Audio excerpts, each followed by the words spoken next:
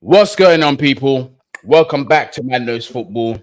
I say welcome back because I've done a live stream earlier with myself, Lee Gunner, and Kenny Ken. So, for those that are Arsenal fans, we don't even have to be Arsenal fans. Go back and check that out. We had a discussion about who is favourites to win the league. And I know many of you are thinking, well, the obvious answer here is Manchester City. But we decided between us to have a more in-depth conversation about other teams that could potentially compete. So if you'd like to hear some more of that, make sure you go back and watch that video. But as of now, I'm here with Carefree Lewis G. Lewis, how you doing, my bro? And chill. It's good to have a day off for once. Just been enjoying the international break and this beautiful, beautiful heat wave. But it's great to be back on the channel, man. Big up. Yeah, man, definitely. And people, I have had a bit of a time to sit down, have a breather since the last video I uploaded after the Nottingham Forest game. But it's definitely prompted me to have this conversation and to ask this question. And in fact, I'll be very honest. I saw Nini FC with the title Too Much Too Soon. So I did get the idea for Nini FC. Big up Nini. So I thought I'd have my own discussion here on the channel with Lewis. Is it too much too soon? Has this rebuild happened faster than it should have happened? That is really the main question on the table here, Lewis. So I'll start with the general question before we start to narrow things down as to why it may be or it may not be. But do you think too much has been done too soon? Not really. If anything, I think this is exactly what we asked for. We asked for a clear out. We got it. With a clear out and that having as many first team players leaving as it did, it meant a lot of players were going to have to come in. And that's exactly what we asked for. Like, I think we're only saying this because of the results. And if it's because of the results, we need to look at why we lost. And I've been saying on a bunch of streams, I'm looking at the manager. I think the manager is the reason why we lost both of those games. So I don't think it's a case of too much too soon. I think everything is now just up for scrutiny because we haven't started the season well. We just need to assess the reasons for it. We lost against West Ham because of poor game management and individual moments. We lost against Nottingham Forest because we set up to defend. We set up with two forwards against Nottingham Forest at home. Both of them, well, the West Ham game, I'll put a lot of the blame on the players as well as the manager. I think it goes hand in hand. But it's two games where Poch is taking some, if not most, of the responsibility. So I think that's the bigger problem. It's not too much too soon. Like, I think our squad's good enough to compete for top four. Said that from the start of the season. Last season, I didn't have a hope in hell for this team. From first match day one, even with Tuchel, I was saying we ain't making top four. It's fine. It is what it is. I don't believe in this team. This team's good enough. We're not setting up in the right way. And I think that's the overlying problem for everything. You're on mute, my guy. Here we go. Cheers. I have to agree with you 100% with what you said there, Lewis. In terms of the players that we've brought into the team and the players that we've let out, what I will say is this. It's a massive shock to the system, as it would be for anybody having, if we're thinking from a work perspective, which is what it is, over 20 employees leaving or close to that number, and then you've got a similar amount coming in. There needs to be some kind of assimilation. There needs to be some kind of settling in period, which is not what our fans want to hear, which is not what I really want to hear, because when you put it into perspective, this is Chelsea Football Club at the end of the day. Unfortunately, for some players, we don't afford time because success, we want it right now, which brings me on to the next question. Do we need to manage our expectations for this season? Because I'll tell you something. As much as I do agree with you, we have signed some very, very good players, but there are some key factors that are perhaps holding us back that might see us fall short of our top four targets. And what I'll explain by that is this. Christopher Nkunku, I believe, is a massive key to how we play up front. And here's the difference whether we're going to be getting goals on a consistent basis or not. Jackson, for me, I'm not going to go over this guy. I don't want people feeling I've got a vendetta against Jackson. I've said many times that I think he's a very, very good player.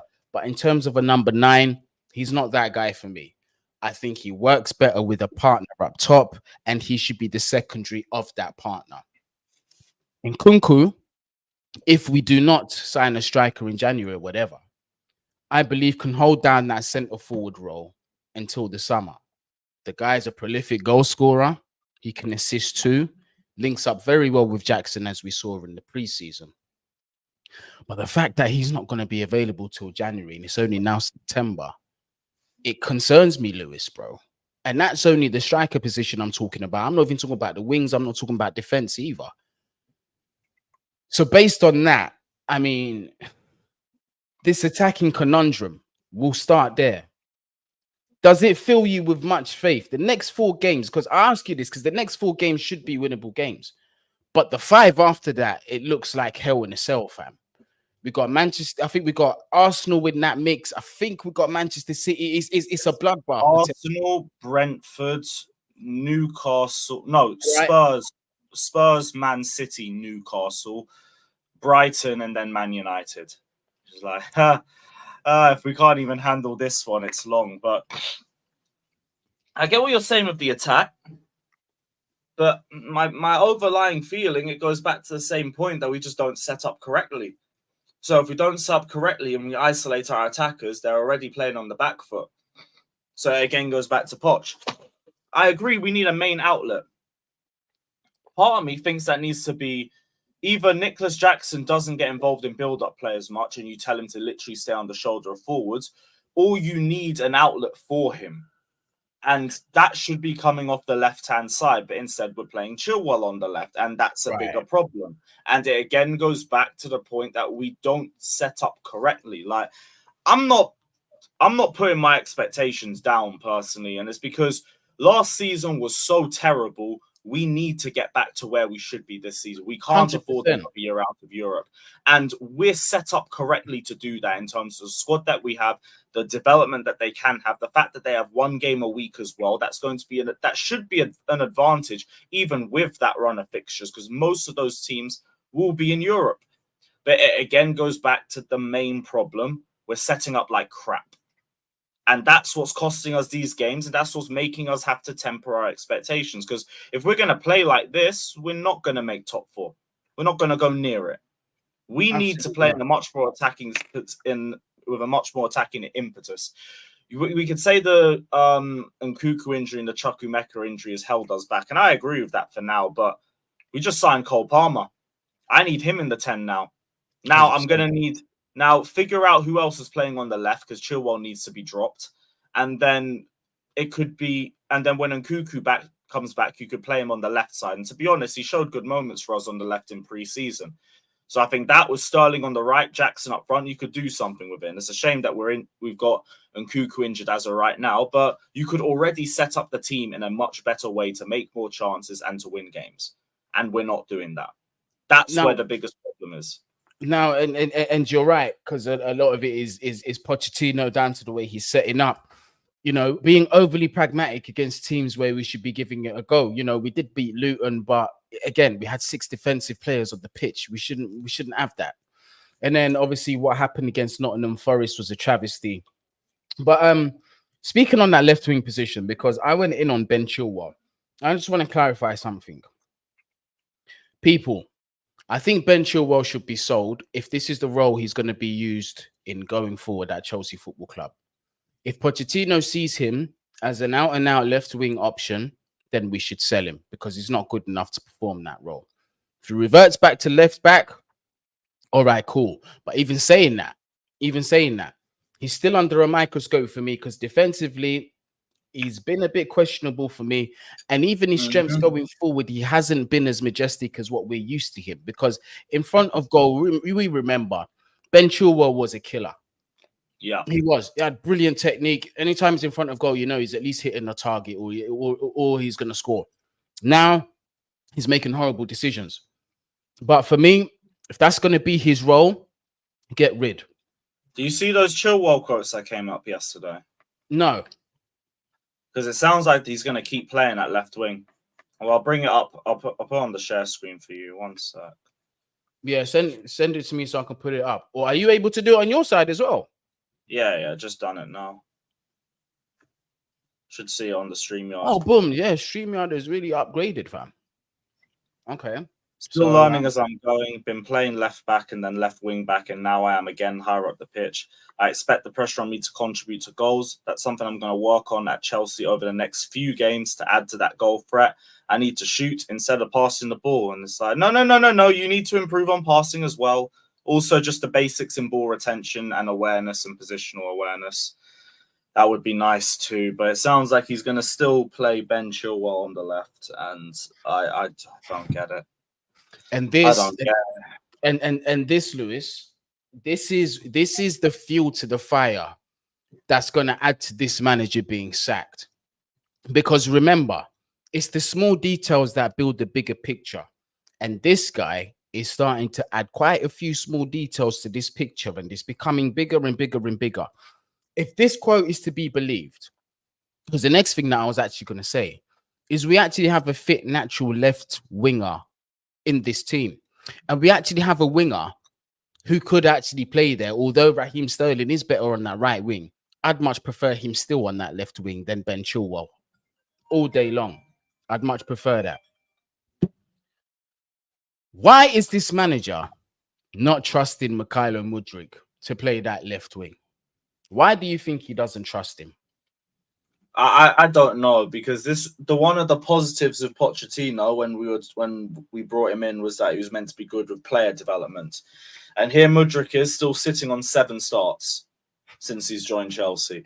This is why I get Mudryk's cameos this season have been utter crap, and he doesn't show anything to justify why he deserves a start. But the fact is, you don't give him any room to improve or to learn from his mistakes. You make a mistake in 10 minutes, it's full time. It's not like the start of a game where you make a mistake in 10 minutes, you learn from it and you develop as the game goes on. He doesn't get given the opportunity to do that. Most of the times he's also playing against deep blocks as well, and we throw him in as a panic move. Whereas when we play with Ben Chilwell, he's playing with tons of space, and Chilwell still makes worse decisions on the ball. So it's like, I need to see Mudryk get a run of games, and Poch should be giving him more faith, because, yeah, what has Chilwell done to justify continuing to start games? He's been poor in basically every game this season. The only time he looked good was in the second half against Liverpool, and that's because we didn't give him the ball and just spammed it to him as an outlet. Minimized his touches. We didn't have him try and build up anything. We had him as the outlet. That's the only way we got anything out of him. So yep. I don't get it. And even then, I'm thinking, if you want someone as an outlet, I would rather have Mudryk. Mudryk is much better at counter-attacking. He's meant to be built for that, and he should be able to develop at that. So I was just about to say the same thing. Go on. I don't get it. Like, I want to give Poch time. I've been saying for the last year that this whole ownership is trying to build a project with a manager, but every fucking manager seems to be stupid. All of them. They're all making dumb mistakes. This is the same thing Graham Potter did. Went away from his philosophy, went away from his positives and the things that worked for him, and it impacted the team's performances. I'm seeing it happen right in front of our eyes again. And we're going to look like idiots in a couple of weeks if this happens and we keep dropping points, because then we're going to have to start cussing out the manager. Then we're just going to be tiptoeing around saying Poch out because no one really wants to say it and sound like a flip-flop.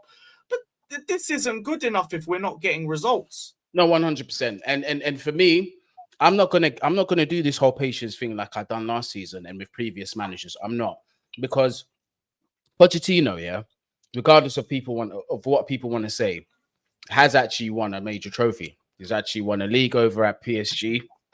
I believe he's won a domestic cup there. Massively overachieved with Spurs.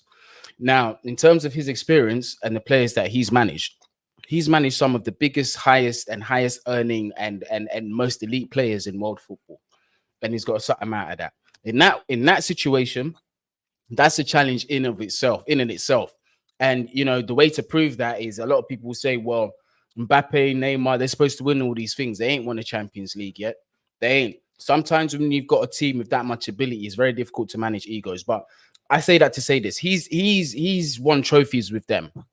He's coming into this team with an impressionable squad who are very much lacking experience in comparison to some of their more senior counterparts who are playing professional football. He's got more of an influence on this team. He's got more of a say on this team.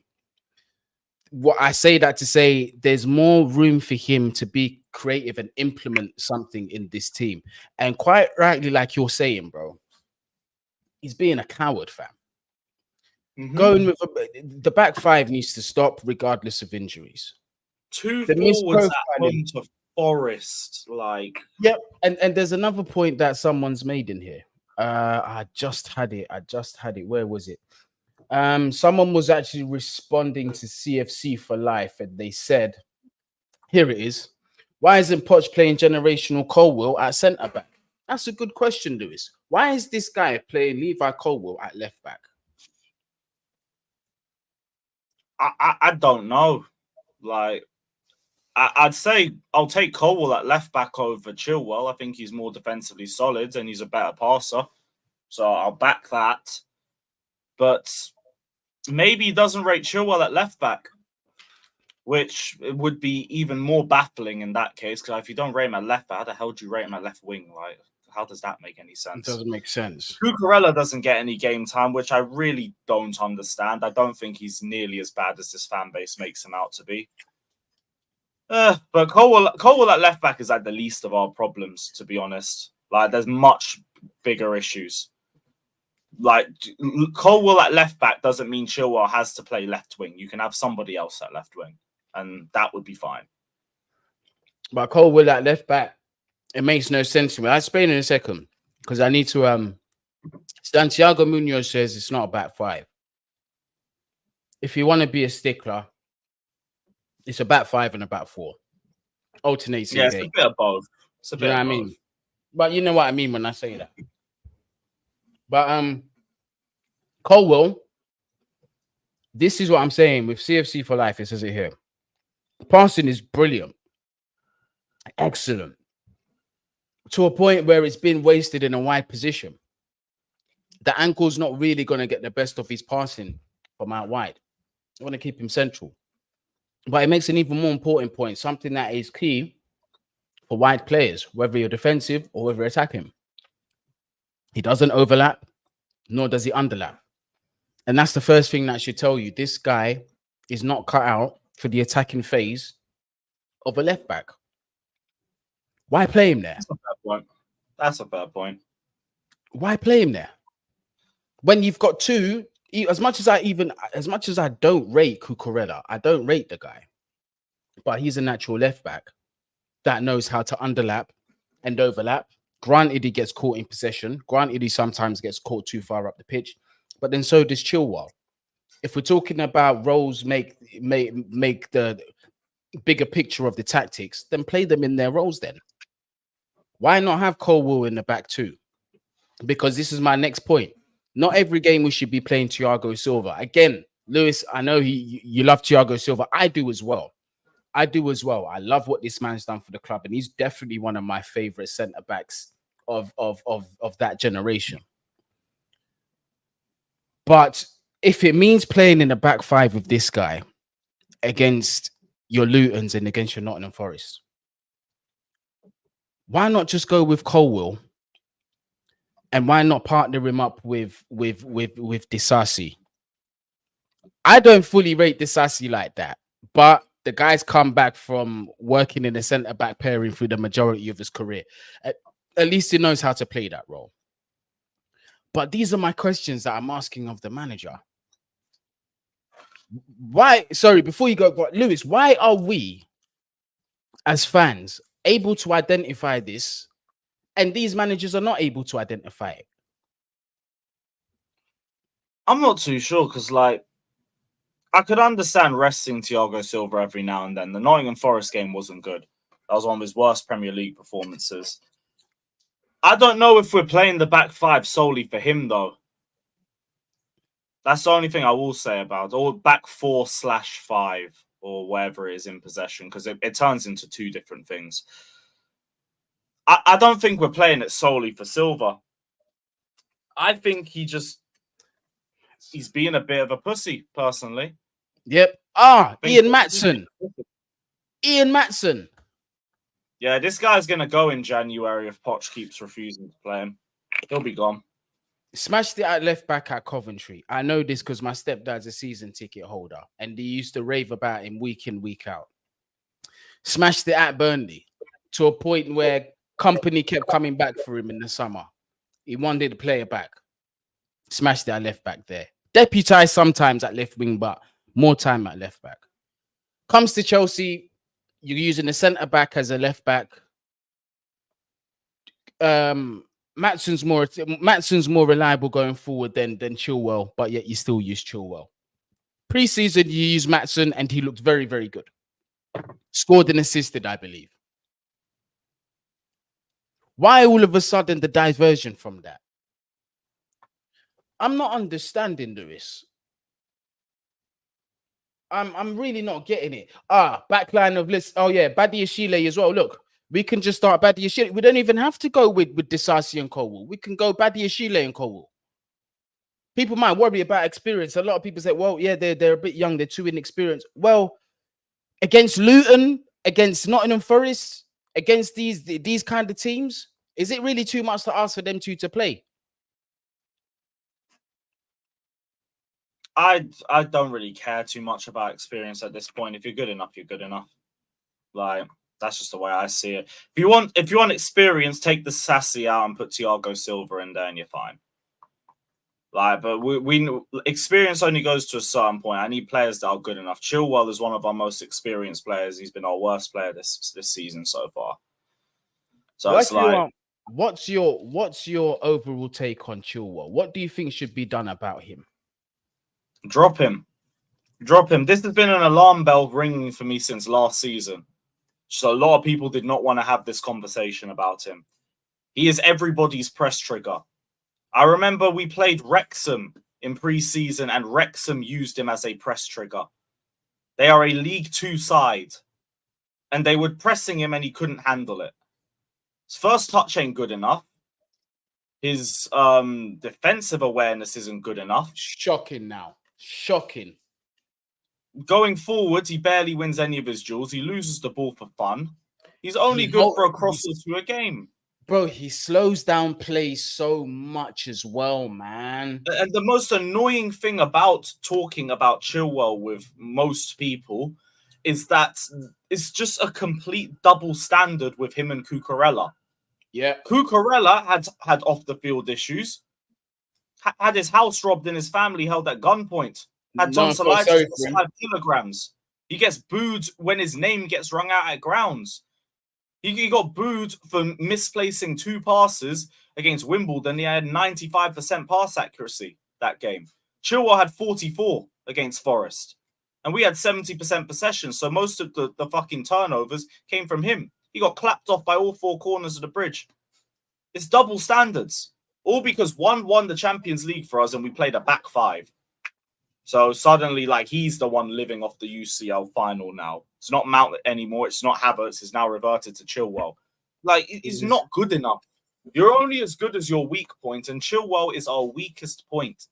When he is everybody's press trigger and we can barely play, barely progress from the left-hand side, and we have to do all of our work on the right, it's an alarm bell. It's a red flag, 100%. It's definitely a red flag. And Kishon makes a very fair point here. You can't drop the captain. Well, obviously, Chilwell's vice captain, but we got to talk. But we got to talk about this. Why was Chilwell made vice captain? Why was he given a 12-month extension? 2 of the worst decisions that were made. He got that off a couple of games of good form in February, March. Because I remember he came back from his injury and he was one of our better players at that point. He basically got that and got a contract straight away. Because to be fair to him, he's one of the loyal players. He does want to stay at Chelsea and make things work. But in the grand scheme of things, it was way too early to do that. And we probably panicked because of where we were in the league. And we wanted to retain as many people as we could. But we can bench him in spite of that. Like, Aspi was our captain for years and we barely started him. He was a sub option for us for the last 3 years of his Chelsea career. We can bench him if we want to. We My don't. concern, my concern is how long is it going to take for Poch to realize that this guy needs to be benched?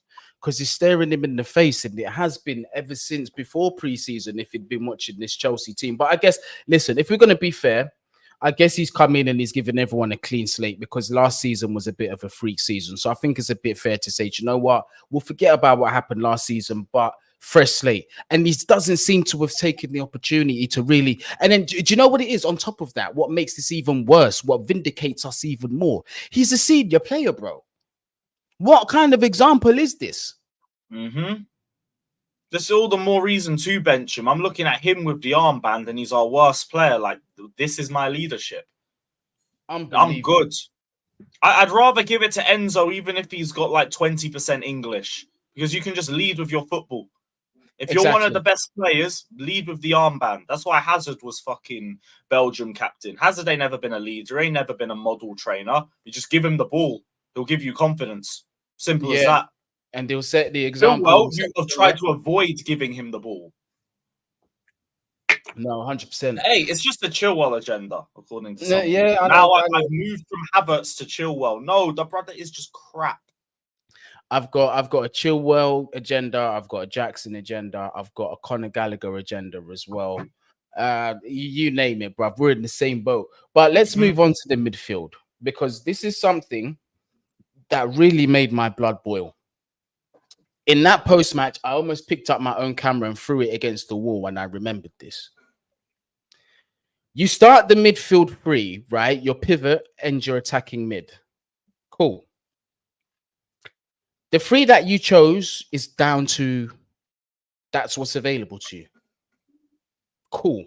I get that, Poch. There's nothing you can do about that. The three players in question, Enzo, Caicedo, Conor Gallagher. Let me ask you a fucking question, Lewis. Now it's getting me angry already. Why the fuck are you playing Conor Gallagher next to fucking Enzo in the pivot? No, sorry, next to Caicedo in the pivot. And then you're fucking playing Enzo as a number 10. What the fuck are we doing here, bro? You gotta ask Poch that one, man. Can you tell me the fucking logic behind this, fam? I only understand it when we're playing teams like Liverpool, because you can have that guy who just runs around off the ball and breaks up play. It's a little bit beneficial towards us. Forest and West Ham, it's pointless. It's pointless. Doesn't make any sense. Like, what does Maatsen have to do to get some fucking game time? The Chukwuemeka injury is just very unlucky. Very unlucky, because he was looking good as well, man. Hugo Chukwu, he showed more to me in that Wimbledon game than Gallagher's had all season, and Gallagher's looked better. We have three number sixes. Okay, fair enough. Lavia's not quite ready yet. But, I mean, come on, fam. Bro, for me, there's no excuse to ever do that in a single game. Look at Enzo's entire career. His entire career. At River Plate, he was in the pivot. He had a man next to him. At Benfica, he was in the pivot. He had Fiorentino Luis next to him.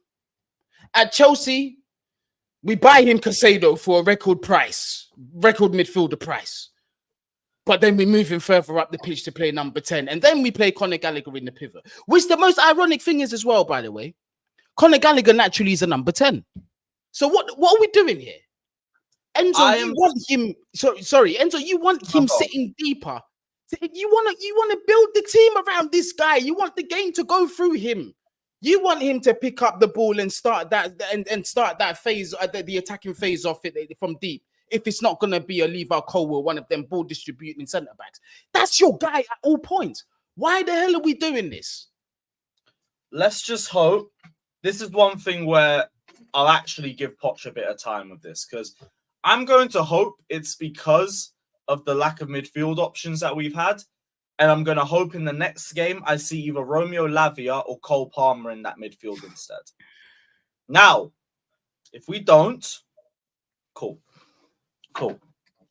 Because there's no way neither of them make it into the lineup. Cole Palmer is literally filling the number 10 position that we've had open for the last 3 weeks. Yeah. Lavia can play in that deeper midfield as a deeper midfield option. You could have both Caicedo and Enzo push up if you want to do that. Both of them are better options. 100%. And that neither of them are players that I just need to do off the ball work like Conor Gallagher. No, we have to work for him when he's on the pitch. And that's fine in some games.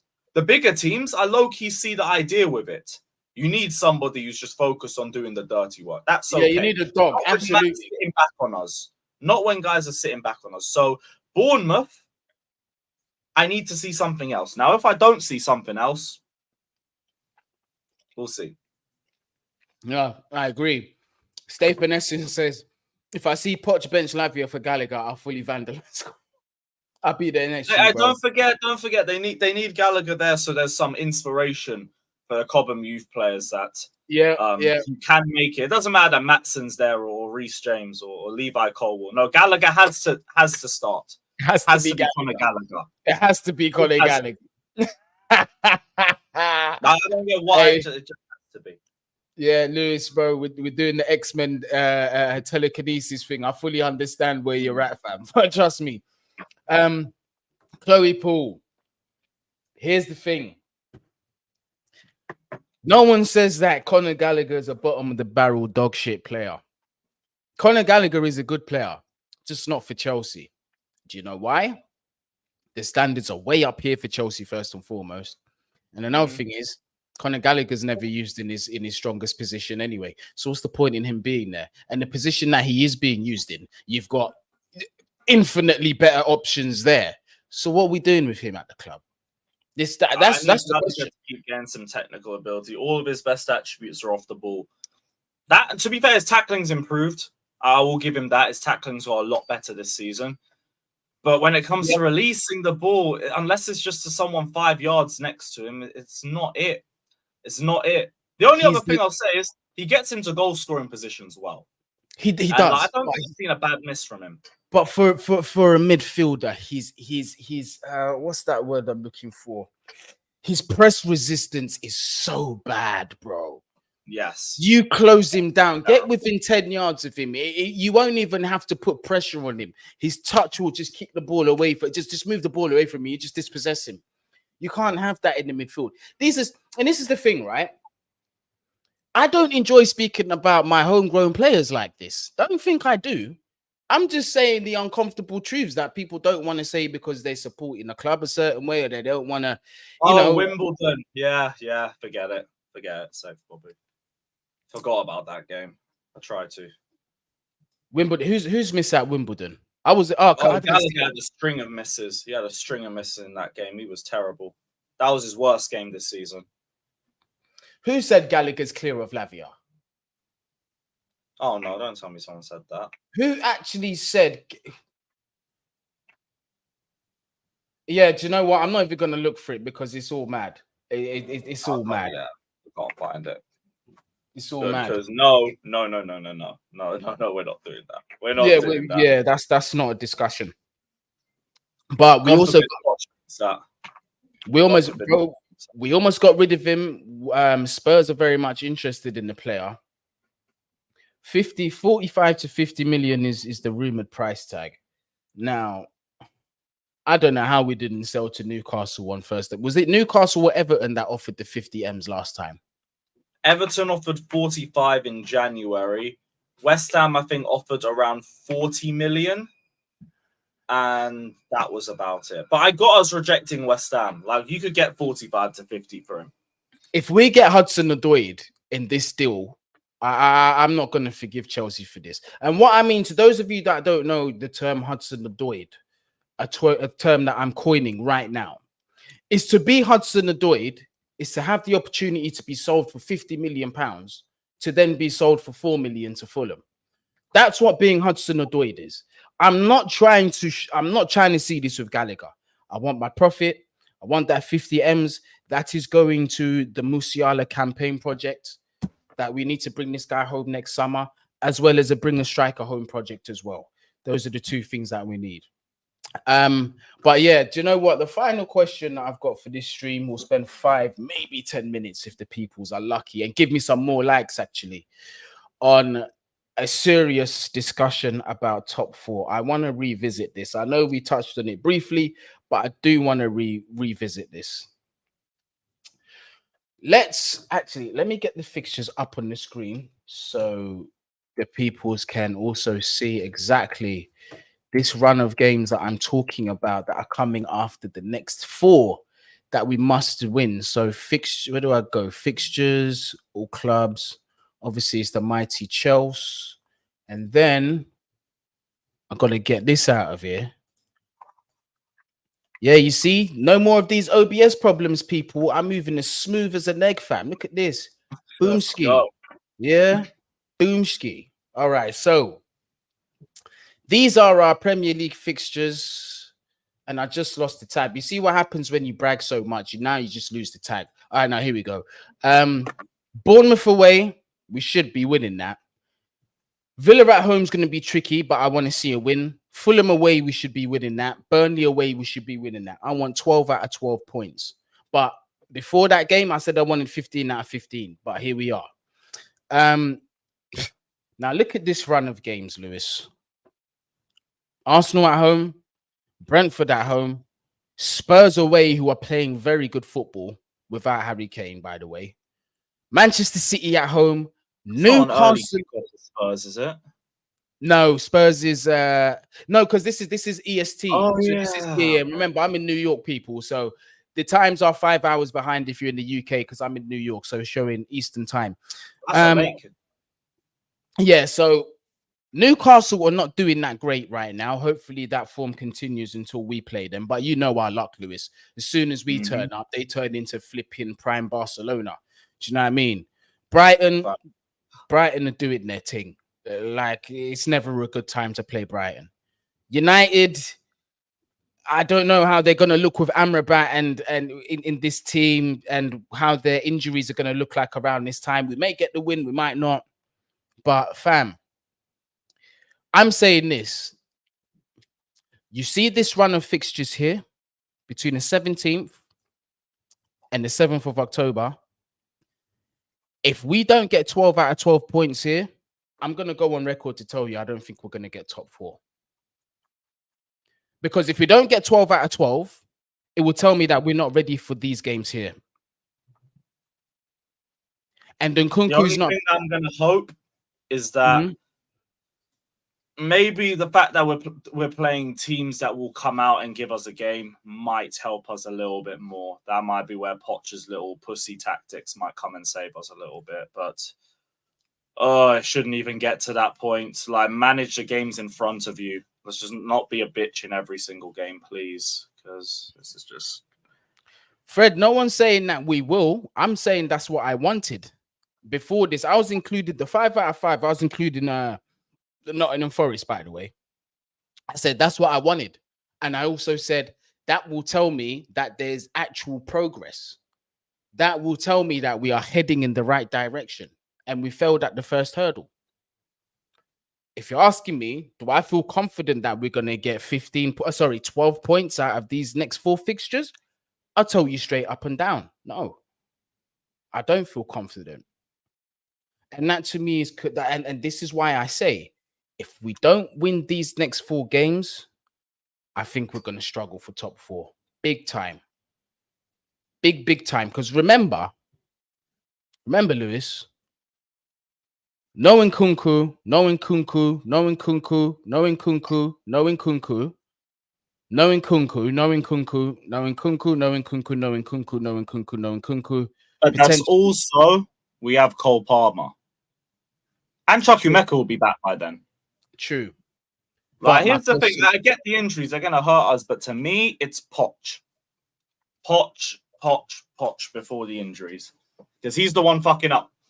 We beat Forest if we set up better. We beat West Ham if he brings on an actual midfielder for Chukwuemeka.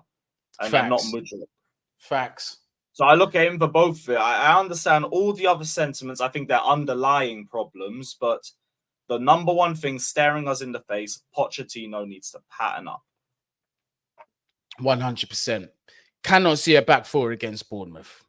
And also, Badiashile is going to be back after the international break, as is Breuer, which is very interesting. Very interesting. we might actually see Jackson and Broja play together. And I think, and I want to say, we might see the better of Jackson if Broja is playing with him. But then again, we don't know how Broja is returning back to football. Neither of them would have any sharpness as well, so you'd have to bed them in a bit slowly. Fucking hell, bro. So I don't think either of them would be immediate options for us yet. Flipping hell, bro. Lewis, where are we getting our goals from, fam? I mean, if we set up better, I'd have more faith that we give Sterling and Jackson more opportunities. Like, so I still don't look at our attack and I think everybody's crap. I look at it and I just think we're very disjointed. Very disjointed. And it comes with just two forwards being up there that you can easily isolate. Very hard to get the ball to one of them, let alone get the ball from that one person to the next. No, I agree. Everything relays straight back to Pochettino. Everything. And that's what's worrying. It's the manager. This early in, and I'm already looking at the manager and thinking, I don't have a lot of faith in you. You went from saying there's no talk of patience at Chelsea, we're here to win now, to asking for patience after losing to Forest. Like, what? That's a Potter move. Exactly. Everything is a Potter move. Exactly. No, you're speaking facts. Chimera says they can't play together. He's talking about Broja and Jackson. Broja needs to claim that striker position. All he needs to do is score and they'll start ahead of Jackson. Bro, Chimera, I've been saying, Broja is the only natural number 9 in the squad, as far as I'm concerned. Which means to me, you play Jackson off Broja. Yeah. I think what we might see is, if Pochettino's thinking on the same wavelength, Broja, whoever's on that right wing, probably Raheem Sterling, Jackson, but he'll operate as an inside forward. So what you'll see is you'll see like a Broja here and a Jackson very close to him, like about here-ish, but still has the ability to come off that left wing, which we like to see him do. He does like to come and drift off that left wing. Broja would need to get a lot of instructions because he's had barely any sharpness. Even last season when we saw him play the limited minutes he did, he looked raw.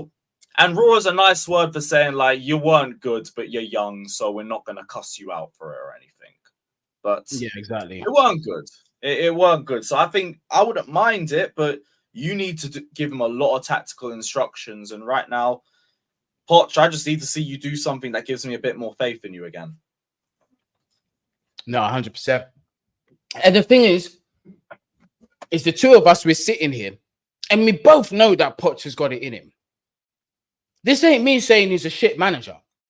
I know he's got it in him. But he needs to understand you need to get things right sooner rather than later.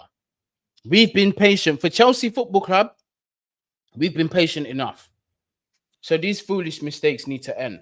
But people, listen, I've been wanting to watch Top Boy all day, but I've been streaming. I'm waiting for the streams to end. Yo, I'm already 2.5 episodes in. I don't want to know. Don't tell me nothing. No, I'm not saying anything, but just enjoy. Just enjoy. One of them ones. So I'm going to go and watch Top Boy and end this stream a little early. But people, smash the like button. Subscribe to this channel. If you live on another planet or under a rock, subscribe to Carefree Lewis as well. Lewis, let the peoples know what you've got on your channel or what you've got coming up. I know today you took a bit of a break, but let them know while going still. We might be doing what was it? We might be doing an Argentina v Ecuador watch along. That's at like 1 a.m. or something. Might be going live. Let me know if you guys want to see that as well. Might do it just for content's sake. Tomorrow there may be a Chelsea stream. I need to just figure out what there is to talk about, but we're going to try and stay regular. And Saturday there's going to be a vlog from the Legends game. So keep a lookout for that as well, people. And you're going to that? Yeah. Bournemouth watch along too, because I'm not putting myself through that. So I'm just going to stay at home. So yeah, stay tuned for the watch along. Big up, people. No, I hear that. People, as for this channel, I've got Matisse coming on. We're gonna chop it up. I know Matisse wants Big to up.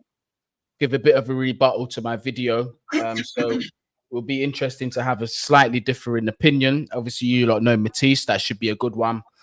Then, oh yeah, tomorrow as well, I've got Eunice. So tomorrow's going to be a good day for Chelsea content.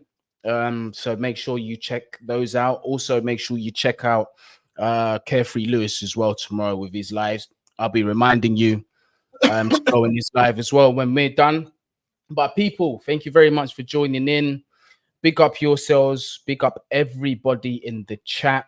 Yeah, thank you very much for your time. Subscribe to the channel if you are new. We are trying to actually get up to 20k, so help us get there. Thumbs up helps. Leaving your thoughts down there in the comments helps as well. I will read through them. I'll try and respond to all of you. I can't always, but I'll do my best. But people, once again, thanks for joining. Gareth Southgate, please get out of England. Just get out of the country, full stop. We don't need you anymore. Bless up, people. Later.